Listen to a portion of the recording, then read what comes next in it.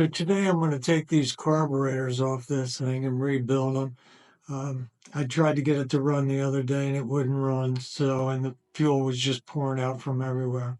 So the first thing we're going to do, obviously, is take off the tank. I've already done that. The tank comes off with 2 bolts, one fuel line, and an electrical connector for the fuel sender.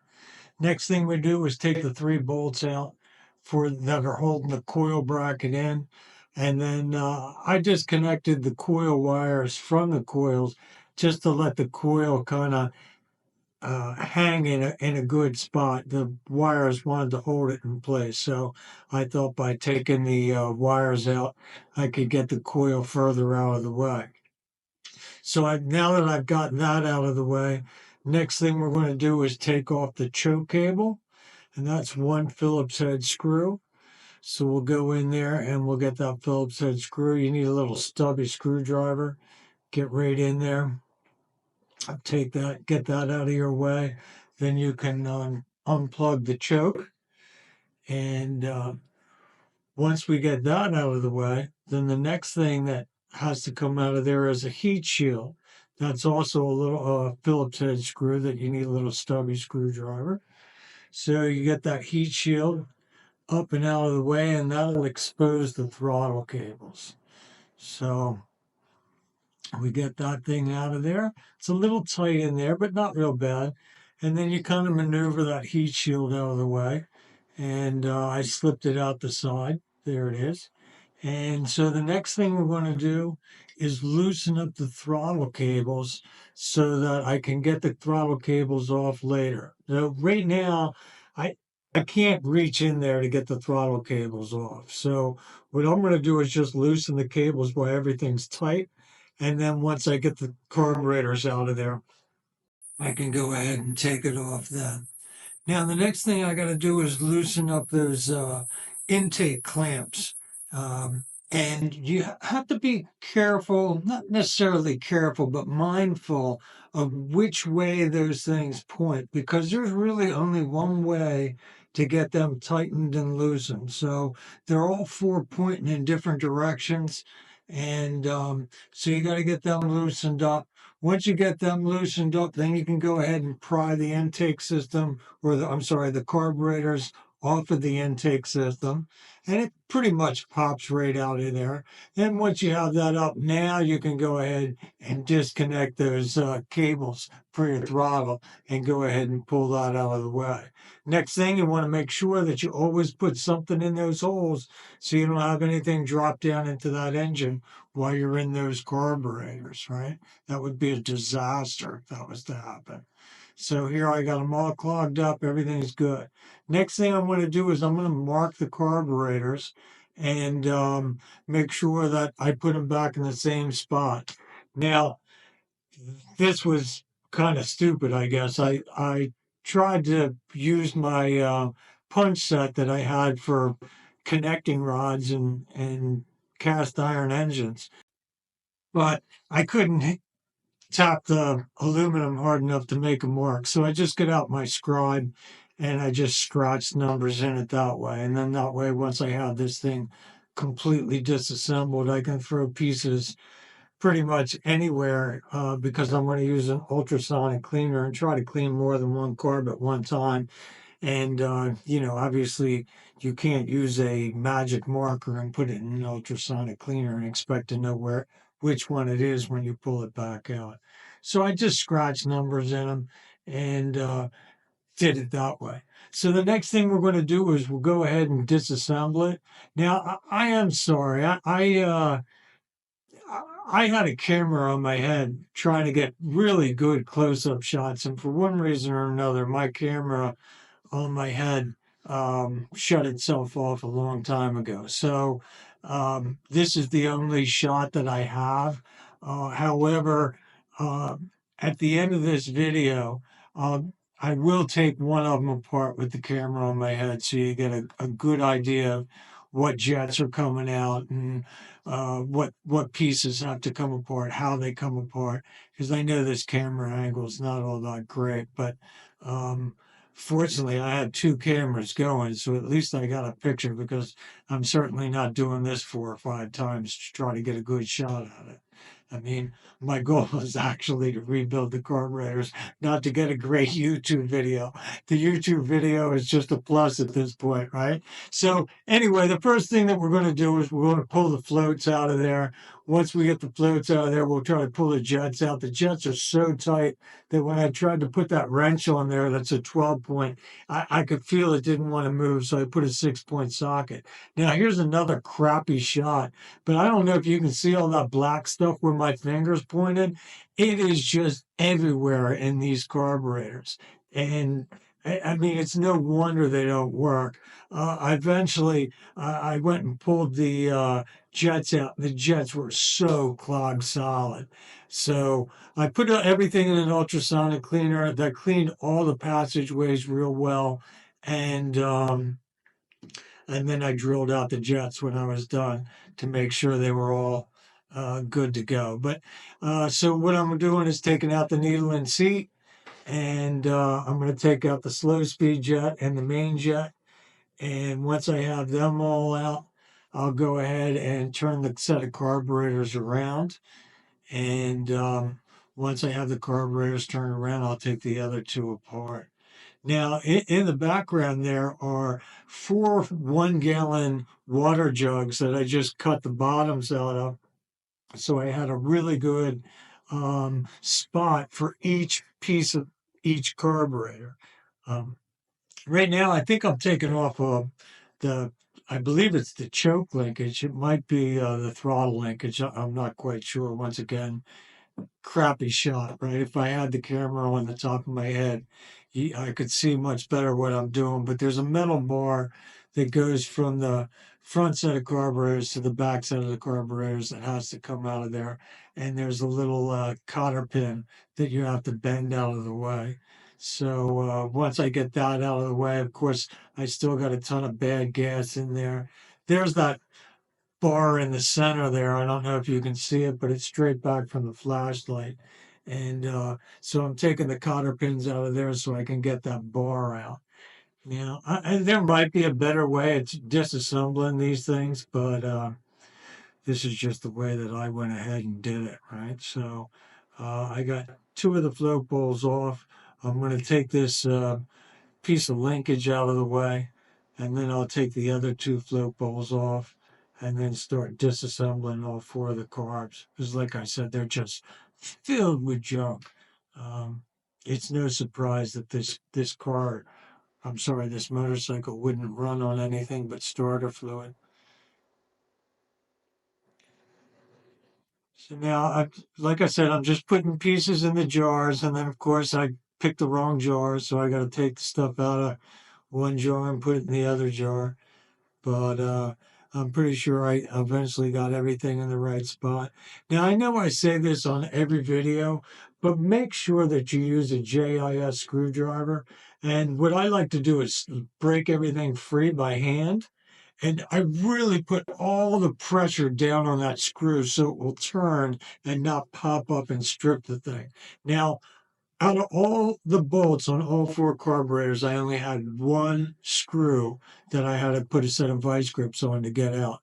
So I considered that good. Now, I also bought a set of JIS extension screwdrivers for the drill. So everything I'm doing is with the JIS bit, and it makes all the difference in the world. I mean, don't get me wrong, I got a set of snap-on screwdrivers that cost me a fortune, but they're not metric, or they're not.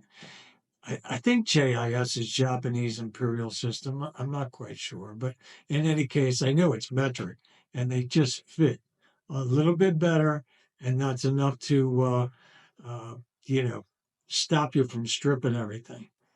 And you can see there that those jets are just, I got all my weight sitting on top of that screwdriver, trying not to strip that jet and get that jet to turn out of there. So I got them all out there. I got all 4 of the low speeds and all 4 of the main jets.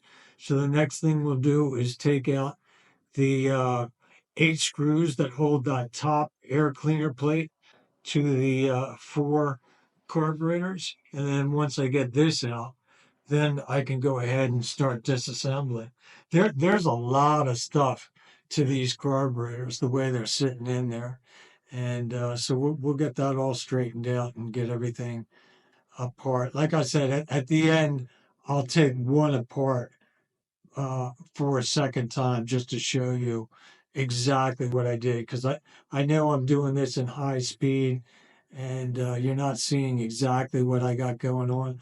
But I looked at all the diaphragms look good. Of course, remember that there's a little hole in one of the diaphragms, and that's got to go into the hole of the carburetor. And that chrome lid also has a little mark in it, and that's got to be over top of the hole. If you don't do that, they'll never work right. So make sure that you get all that out. And then on this side of the carburetors, you can see that there's some extra little plates that go for the choke linkage and the plate that holds down the uh, heat shield. So we'll get this all out, pull these diaphragms out. Like I said, I got new diaphragms, but I prefer to use the old ones. They seem to work. They looked a little bit better than diaphragms that I got. So I got the plate off. So now we're down to just four carburetors. And then here we're looking at the black hose and the black piece. That's the vacuum. So we have 4, 2,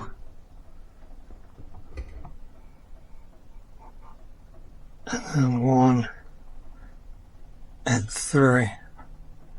Huh? 1, 3, 4, 2. So we gotta get these off, and I think we're close to done.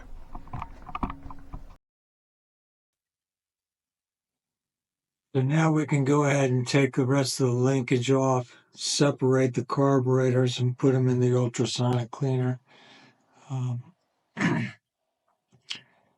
There's not much to say at this point. I'll just let you watch me take these things apart, and then I'll chime back in if I see something going on.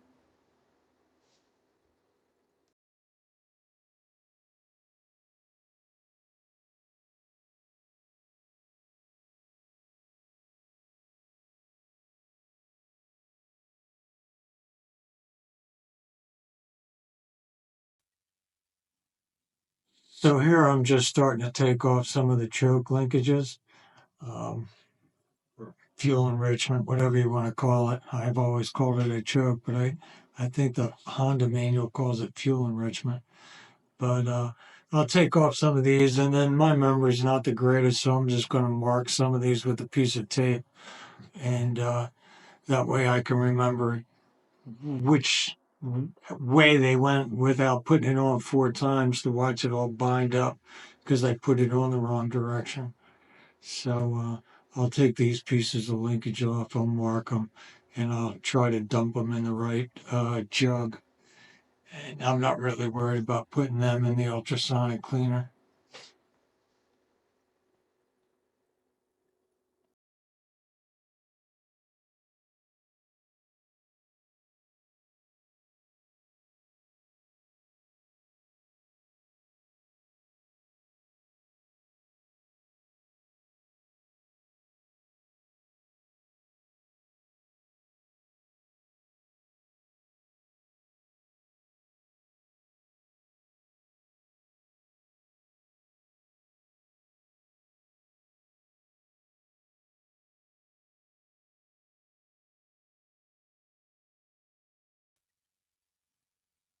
Okay, now I think I can start separating them. There are little tiny springs in between each carburetor linkage, so make sure you don't lose them.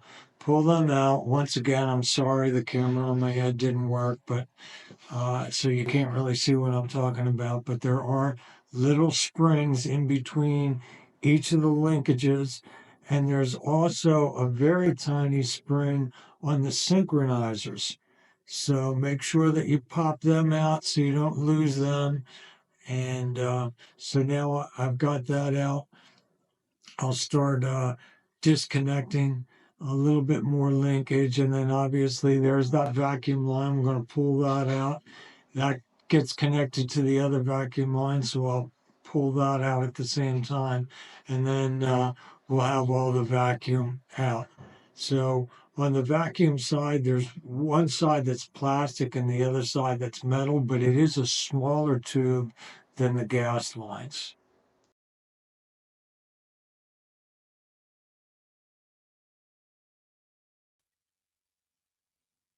Here I'm just taking off another piece of linkage, trying to pull a small cotter pin out of there.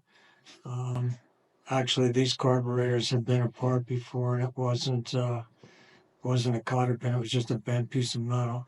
Now make sure there's a washer, a plastic washer, a metal washer, and then a spacer.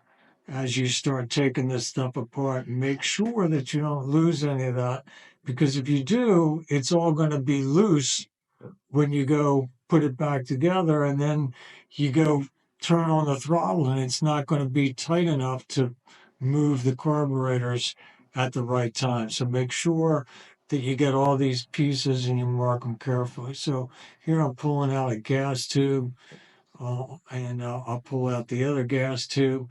Now the gas tubes are a little bit wider than the vacuum tube, so it's pretty hard to screw that up. Um, so we'll just go ahead and keep disassembling. I pretty much have all four of them apart now. Just pull the fuel lines off.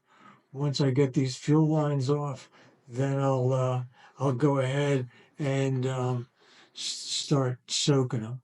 Right now, what I'm doing is I'm disconnecting the choke linkage. So that's a 14 millimeter plastic nut, and it's in very loose. So go ahead and unscrew that. Then there's a sleeve on the other end of it. You're going to pull the sleeve out. When you pull the sleeve out, that's going to allow the arm to rock up and pull that choke out of there. They're a little bit tough to get out. That thing's been assembled for quite some time, but you can get in there and kind of manipulate it around, and you can get those chokes apart. They're not too bad.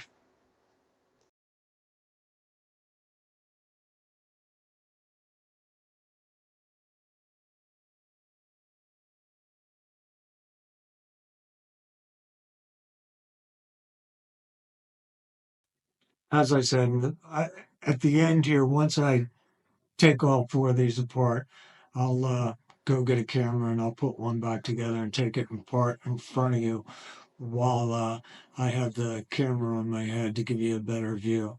I'm sorry about the view, but um, if you can see, I got a camera in front, a camera in the back.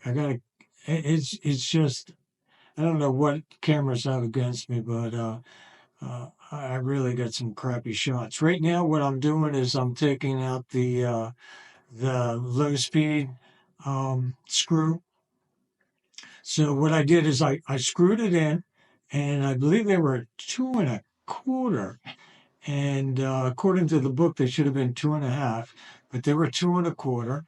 And there's a spring, then a metal washer, then an O-ring. So once I screwed it all the way in to get my setting, I unscrewed it and then I got in there with the pick tool. So here we go. Now I got the camera on my head and I'm going to try to do this in front of you. So the first thing that I want to do is I'm going to take out that spring and that diaphragm, right? So we'll get and then once again, now I got the camera on my head and I still can't get a good shot in, right? So in any case, what I'm going to do here is I'm going to take off the four bolts. Right? We're going to pull off that can, and when we take that lid off, there's a spring underneath there, so we'll get the spring out.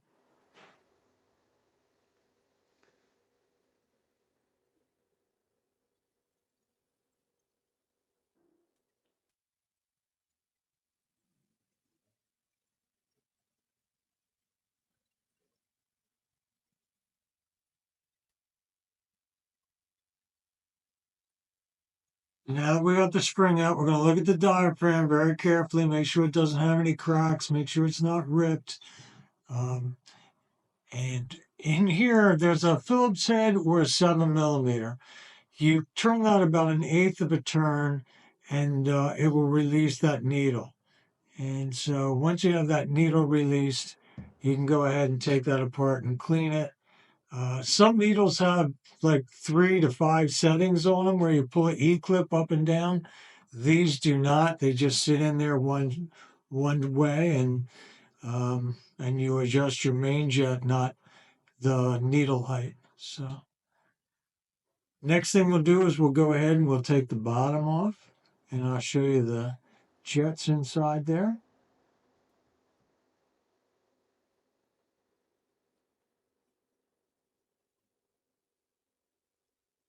So we pull that off. Now, obviously, I've already done this, and then I went back in and found out it didn't film. So that's a brand new float assembly and a brand new needle. Um, but I realized they didn't have a good picture, so I wanted to go back in there for you to show you what I was doing. Right now, I'm pulling out the main jet. So there's your main. And then right here is your slow speed jet. It's a flathead. Make sure you get it centered on top of that jet. Push down real hard and then break it free and go ahead and take it out of there. The one thing that I didn't take out was the seat. Here I'm going to take apart the choke for you. So once again, this is a 14 millimeter. It's plastic. Don't over tighten it when you go put it back together. So you're going to unscrew that, and this sleeve right there, that black sleeve, has got to slide up. All right, so you're going to take that right in the edge there and pop that sleeve up. Okay, now you got a sleeve. There's also a spring down at the bottom that holds it kind of in place. Right, there's a spring in the choke system too. So there's 2 springs right here. So once you have this completely unscrewed, you can go ahead and start to pull the choke out. And now that you have the sleeve out, that little other arm that's holding the choke rod will pop up, and they'll pop up together. So you kind of have to push around and manipulate it a little bit, but that comes right out of there, and then the arm comes out, right? Then the next thing we're going to do is go ahead and take out the uh, slow speed. So before I even took it out, I wound it in, and I found that it was 2 1/4. Once I found it was 2 1/4, then I went ahead and unscrewed it. There should be the needle, a spring, a washer, and then an O-ring. And then the last thing I'm going to do is I'm going to go ahead and clean these in the ultra cleaner. Um, and we'll get them all cleaned up. And then on my next video, I will go ahead and put them back together, and I'll show you how I got my jet drills out, and I put the jet drills in the system. You see there that I had, I did wash the float, and the floats, all my floats were good. I didn't reuse them, but they are good. And I put them in the ultrasonic cleaner. Of course, they're floats, so they float. So what I did was I put a 3/4 inch or a 1/2 inch extension and held the float down with a 1/2 inch extension just so it would clean it, because they had a real big line on them, and I know they were heavy due to all the buildup. And here's a set of jet drills. I think this was the 60 through 80. So I'm going to clear out the side holes and then run a jet drill through there. My low speed jets were 38, and my main jets were 110 on the 1 and 3 and 112 on the 2 and 4, I believe it was. So I'll go ahead and jet them. And on next week's video, when I put it back together, I'll show you exactly what drill bits I used. All right, guys, thank you so much for watching. Please like and subscribe to my videos. I greatly appreciate it. Have a great day.